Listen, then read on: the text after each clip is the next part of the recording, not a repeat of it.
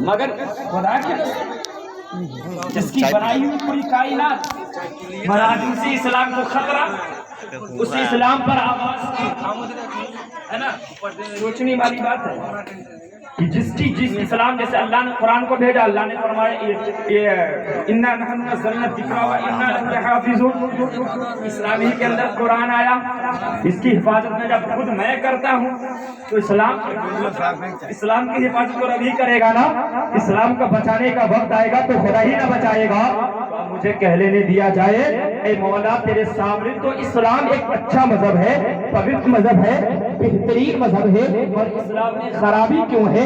آج قرآن کے ساتھ بدسلوکی کیوں کیا جا رہا ہے؟ تو قرآن مقدس سے جواب آئے گا۔ اے نشان نصاب، دنیا کو سوچنے کی ضرورت نہیں ہے کہ قرآن پر اتنا آواز کیوں اٹھ رہا ہے، بلکہ رب کا خود فرمان ہے ان الدین عند اللہ اسلام، کہ بے شک اللہ کے نزدیک اسلام ایک سچا مذہب ہے، اور قرآن مقدس کا خود رب قدیر حفاظت کر رہا ہے۔ تو دنیا والوں سے کہہ دو اے اسلام پر انگلی اٹھانے والے، اے اسلام پر انگلی اٹھانے والے، اسلام کو نیچا دیکھنے والے، اور اس طریق کو تو دیکھ، میری اتہاس کو دیکھ، جب کوئی اسلام پر خطرہ منڈرایا ہے تو اللہ تبارک و تعالیٰ نے اسے نیست و نابود کر دیا ہے۔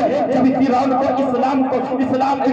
نے جب اسلام کو نیچا دکھانا شروع کر دیا ہے تو اللہ تبارک و تعالیٰ موسیٰ ایسا پیغمبر کو دنیا میں بھیج دیا۔ جب اللہ تبارک و تعالیٰ موسیٰ کو بھیج دیا تو اسلام کی حفاظت کروا لیا، وہی اسلام کے ماننے والے تھے جو بیوہ اور جو عورتوں کے ساتھ بدسلوکی کیا جا رہا تھا، نہ جانے کتنی عورتوں کو بیوہ کر دیا تھا، فرعون کے لشکر نے جانے کتنوں کو قبرستان پہنچا دیا تھا، نہ جانے کتنے اور بچے کے سر کے شفقت کے ہاتھ اٹھ چکے تھے، مگر دیکھیے مصطفیٰ کریم کی شان تو دیکھیے جس کے صدقے میں اللہ نے دونوں جہان کی مخلوقات کو پیدا کیا۔ جب مسلمانوں پر جب خطرہ منڈرایا تو اللہ تبارک و تعالیٰ موسیٰ ایسا کلیم کو بھیج دیا۔ جب اسلام پر خطرہ منڈرایا تو ابراہیم جیسا خلیل کو دنیا میں بھیج دیا۔ جب اسلام پر خطرہ منڈرایا تو اسماعیل جیسا پیغمبر کو بھیج دیا۔ جب دنیا پر خطرہ منڈرایا، اسلام پر خطرہ منڈرایا تو اللہ تبارک و تعالیٰ اپنے پیارے نبی کو دنیا میں بھیج دیے۔ ارے وہ دنیا جب پیارے آقا مکہ کی سرزمین پر تشریف نہ لائے تھے تو یہ دنیا کا حال تو یہ ہو چکا تھا کہ عورتوں کے ساتھ سلوک کیا جا رہا تھا، بچی کو زندہ دفنایا جا رہا تھا۔ وہ اسلام کا شان تو دیکھ، دنیا میں بیٹی زندگی کاٹنے والی، چاہے وہ ہندو مذہب کی ہو، چاہے وہ سکھ مذہب کی ہو، چاہے وہ کوئی بھی مذہب کی ہو، مگر دیکھ تو جی رہی ہے کچھ اور طرف میں، مگر میرے مصطفیٰ کا کرم تو دیکھ، میرے مصطفیٰ جب آئے تو اپنوں کو بھی زندہ کر دیا، پرایوں کو بھی زندہ کر دیا، اپنے بیٹی کو بھی عزت دے دیا، جو مصطفیٰ کو ماننے والا نہ تھا اسے بھی عزت دے دیا۔ جیسے میرے آقا کا جب دنیا سے رخصت ہوا تو اللہ تبارک و تعالیٰ نے ابو بکر کو دنیا میں بھیج دیا۔ اے ابو بکر اب یہاں سے اسلام کی چشائی تو کر۔ ابو بکر کے زمانے کے بعد فاروق اعظم کا زمانہ آ گیا۔ فاروق اعظم نے اسلام کی پریدے کو اپنے ہاتھ میں لے لیا، دنیا میں لہرانا شروع کر دیا، کہہ دیا اے اسلام کو خطرہ منڈرانے والے، اسلام کے ساتھ بدسلوکی کرنے والے، جب اگر اسلام پر اگر آج اٹھانا ہے، اسلام پر انگلی اٹھانا ہے تو پہلے عمر کا تو مقابلہ کر، تو اسلام کے ساتھ تو بدسلوکی کر سکے گا۔ فاروق اعظم کے بعد عثمانی غنی کا زمانہ آیا، عثمانی غنی کے زمانے کے بعد مولا علی کا زمانہ آیا۔ یعنی آپ نے دیکھا جب اپنی ہسٹری پڑھیں گے، جب علماء کی ہسٹری پڑھیں گے، اتہاس کو پڑھیں گے تو اللہ تبارک و تعالیٰ نے ہر دور میں بھیج دیا تو ڈرنے کی ضرورت نہیں ہے۔ وہ یزید تھا جب یزید جب 72 کو نہ ہلا سکا، جب 72 کو نہ گرا سکا تو وہ کیسے گرا سکتا ہے؟ تو ہمارا یقین ہے کہ دنیا کی سرکار، دنیا کے لوگوں تب تک اسلام کو کرو گے۔ اسلام ایک ایسا مذہب ہے کہ عمر فاروق جیسا ایک کافر کو بھی کلمہ پڑھا دیا تھا۔ اسلام کا وہ پرندہ مذہب ہے، وہ پوتر رشتہ ہے کہ جو دنیا میں بھائی چارگی کا دیتا ہے۔ تو امام حسین نے کربلا کی سرزمین سے یہ درس دے دیا، گھبرانے کی ضرورت نہیں ہے۔ ہر صدی میں جب اسلام کو قربانی کا دین آیا، جب قربانی لینے کا وقت آیا تو اللہ تبارک و تعالیٰ نے ہر नबी को, हर रसूल को, हर अंबिया को, हर शुहदा को दुनिया में भेज दिया। घबराने की जरूरत नहीं है, वो दिन करीब नहीं है। जिस तरह इमाम हुसैन मैदान करबला में इस्लाम का परचम लहराया था, फिर वो दिन करीब नहीं है कि हमारे सामने भी इस्लाम का परिंदा है। कब तक इस्लाम को तुम नीची नजर से देखोगे? आपने देखा होगा इस्लाम एक ऐसा मजहब है और कहता है जंग, अरे मेरी हिस्ट्री को उठाकर तो देख, यही वो एक नस्ल है जिसने जंगे खंदक को भी फतह किया। यही वो एक नस्ल है जिसने मैदान करबला पर भी अपना कब्जा कर लिया। तेरे यजीद के तरफ तो लाखों की मजमा थी, मगर उनके तरफ इमाम हुसैन की तरफ सिर्फ 72 थे। मगर देख उनके दिल में मुस्तफा की मोहब्बत थी, मुस्तफा का इश्क था। अब मैं पूछना चाहता, मुझे 15 मिनट कैसी है, तादाद बहुत ज्यादा है और ज्यादा देर चलेगी नहीं। कुरान को मिटाने की बात है। मैं कहता हूँ ए लोगों, तू तो दुनिया में सिर्फ इंडिया के लिए अपने आप को सरकार समझते हो, पर मैं पूछना चाहता हूँ, ये जमाना मेरे सरकार के भी जमाने में आया था, जो अबू जहल एक कुरान की आयत का कि नहीं ये गलत है, तो आका ने फरमाया जा अगर तू कुरान की आयत लेकर आ, तो अपने आप में बना कर आया कि ये नहीं चलने वाला है। तो मैं कहना चाहता हूँ तेरी नस्ल के वसीम रज़वी खबरदार हो जा।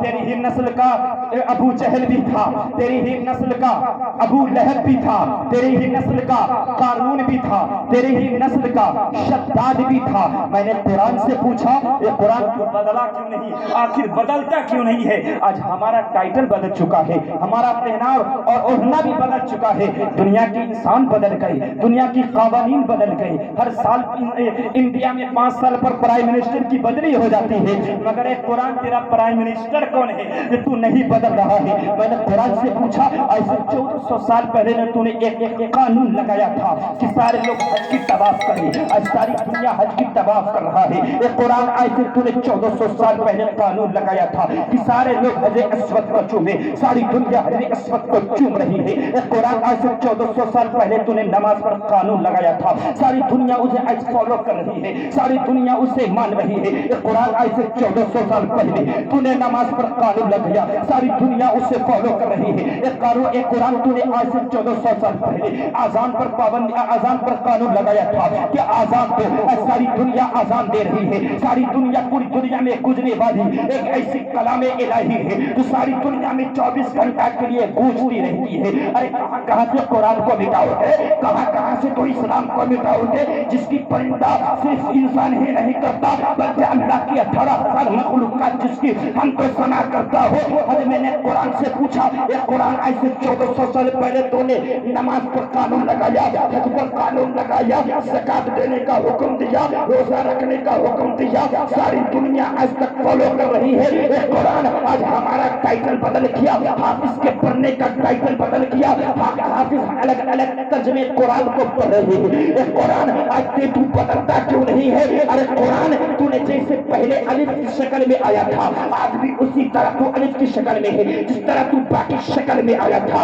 आज तू उसी तरह बाकी शक्ल में है। जैसे ताकि शक्ल में आया था, आज भी तू ताकि शक्ल में है, यानी अलिफ से लेकर जा तक जिस तरह तो दुनिया में नाजिल हुआ था आज तक दुनिया में कायम होता नहीं है। ये कुरान तो बदलता क्यों नहीं है? दुनिया के कवानीन बदल रहे हैं, दुनिया के लोग बदल चुके हैं, एक दूसरे के अंदर हसद जलन आ गए हैं, मगर एक कुरान तू बदलता क्यों नहीं है? तो कुरान से जवाब आया ये जिशान नज़ा ये दुनिया की हुकूमत के घर के बनाया हुआ कानून नहीं है, बल्कि मुस्तफा के घर में इसकी परवरिश हुई है, सज्जतुल अंबिया के घर में इसकी परवरिश हुई है। एक जिशान नज़ा ये दुनिया की किसी हुकूमत, दुनिया के किसी प्राइम मिनिस्टर, मुख्यमंत्री या डीएम और इंजीनियर के घर का बनाया हुआ नहीं है, ये वसीम रज़वी कबीले के घर का बनाया हुआ कुरान नहीं है। एक जिशान नज़ा ये दुनिया तो खुदा की सरपरस्ती में चल रहा है, मगर इस दुनिया पर अभी भी मुस्तफा की सदारत हो रही है। जब तक मुस्तफा की सदारत रहेगी, जब तक इस्लाम रहेगा, जब तक इस्लाम रहेगा, जब तक दुनिया में इंसान का कुरान।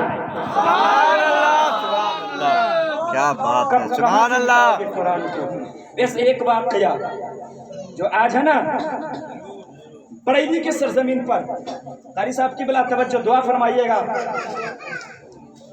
बरेली की सरजमीन पर एक अंग्रेज पहुंचा है ना, ढूंढते ढूंढते उसका भी यही मिशन था जो एक कमीना का हो रहा है। حال. تو وہ پہنچتے پہنچتے ایک خانقاہ ہے, خانقاہ میں پہنچا تو وہاں ایک بزرگ بیٹھے ہوئے. تو کہا بزرگ میں نے پوری ہندوستان سے, کبھی ہندوستان میں انگریز آیا تو کہا کہ میں پوری ہندوستان سے ایک ایک پنے اور ایک ایک صفحات کو میں نے چن لیا ہے قرآن کو مٹانے کا مجھے مرضی. اس لیے قرآن بہت خرافاتی بات بتاتا ہے. میں نے کہا قرآن جب اسلام کے اندر میں قرآن یہ نہیں کہا کسی غیر مسلم پر بھی تو ظلم ستم نہ کرو, تو قرآن کی کیا مثال تو دے سکے گا رے؟ میں کہتا ہوں وہ قرآن میرا ہے, وہ میرا مذہب اسلام ہے, تو دنیا کیا دے سکتا ہے تو مثال. تو کہا کہ اچھا قرآن کو مٹانا چاہتا, کہاں ہاں قرآن کو مٹانا چاہتا ہو, مٹ جائے گا تو سنتاب ختم ہو جائے گا. میں کہتا ہوں پھر بزرگ کہا ٹھیک ہے مٹانا ہے تو مٹا دو. پھر کہا کہ اچھا یہ بتاؤ تو قرآن کو مٹا دے گا مگر جو حافظ کو کیسے مٹاؤ گے؟ ارے سبحان اللہ, تو پوری قرآن انڈیا کی قرآن کو لے لے مگر قرآن ایک ایسی الفاظ ہے, ایک ایسی کتاب ہے کہ انڈیا میں بہار میں چلا جاؤ تو اپنی بھاشا میں قرآن اپنی بھاشا میں بات کر رہے ہیں مگر کسی عالم سے پوچھو تو وہ قرآن عربی الفاظ میں پڑھے گا. اب بنگال کی سرزمین پر چلے جائے, بنگلہ دیش اپنی وہ بنگالی بھاشا میں بولتا ہے مگر قرآن کی بات آتی ہے تو قرآن کو عربی زبان میں بولا جاتا ہے. اگر آپ پاکستان میں چلے جائے تو وہ اپنی الفاظ میں بات کرتا ہے مگر اس سے قرآن سنیں گے تو قرآن عربی زبان میں پڑھے گا. اب بنگلہ دیش میں چلے جائے تو بنگلہ دیش کی سرزمین کے لوگ اپنے الفاظ میں بات کرتے ہیں مگر جہاں پر قرآن پڑھنے کی بات آئے گی تو کہ الف لام میم دال کتاب لا ریب پڑھ کے شروع کرے گا. وہ بزرگ کہا مٹا دو, قرآن کو کتنا مٹاؤ گے؟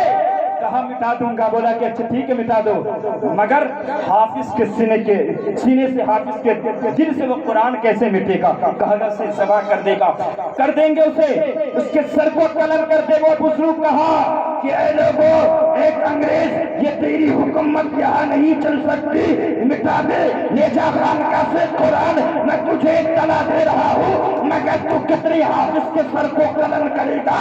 یہ خانقاہ ایسے ہے کہ تجھے قتل کرنے میں تو گھنٹے لگ جائیں گے مگر یہ بزرگ یہ خانقاہ ایسا ہے کہ نظر اگر ایک طرف کر دے گا تو ایک طرف حافظ کی انبار لگا دے گا. ارے اللہ تبارک و تعالیٰ نے ارے مصطفیٰ کو بھی قرآن دے دیا, امت مسلمہ کو بھی دے دیا, امت مسلمہ کو بھی دے دیا. یہ ہمارا اسلام کہتا ہے. تو ڈرنے کی ضرورت نہیں. آپ نے دیکھا ہوگا ایک واقعہ ہے ابابیل, کعبے جو عبد المطلب کا دور زمانہ تھا تو اس وقت میں کفار مشرکین نے حملہ کرنا چاہا. کس پر؟ کعبے پر. اس وقت وہاں کی حکومت عبد المطلب اس کعبے کی حفاظت کر رہے تھے تو لوگوں نے کہا کہ عبد المطلب اب کیا ہوگا, کفار مشرکین حملہ کرنے والے ہیں. تو عبد المطلب کہیں کہ جا اپنے مال جان کی تو حفاظت کر, کعبے کی کون حفاظت کرے گا؟ تو کہا جس کا گھر ہے وہ کر لے گا, جس کا گھر ہے وہ کر لے گا, ڈرنے کی ضرورت نہیں ہے. تو کہا ٹھیک ہے. سارے لوگ گھر میں پیک ہو گئے. جیسے کفار مشرکین کا جیسے ہی حملہ ہوا کہ اللہ نے یہ پرندہ جسے کہتے ہیں ابابیل, یہ پرندہ اللہ کی طرف سے حکم ہوا کہ جا, ایک اپنی چونچ میں کنکری لے کر پہنچا.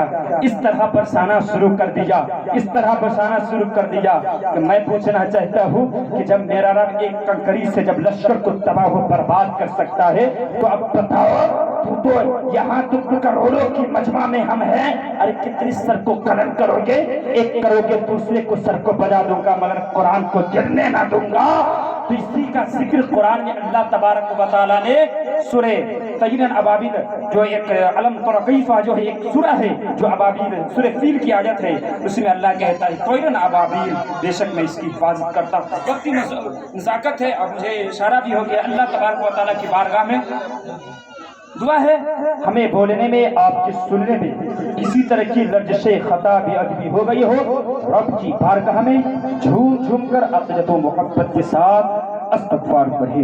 استغفر اللہ ربی من کل ذنب اتوب الیہ, حق لا الہ الا اللہ محمد رسول اللہ, وآخر دعوانا الحمدللہ.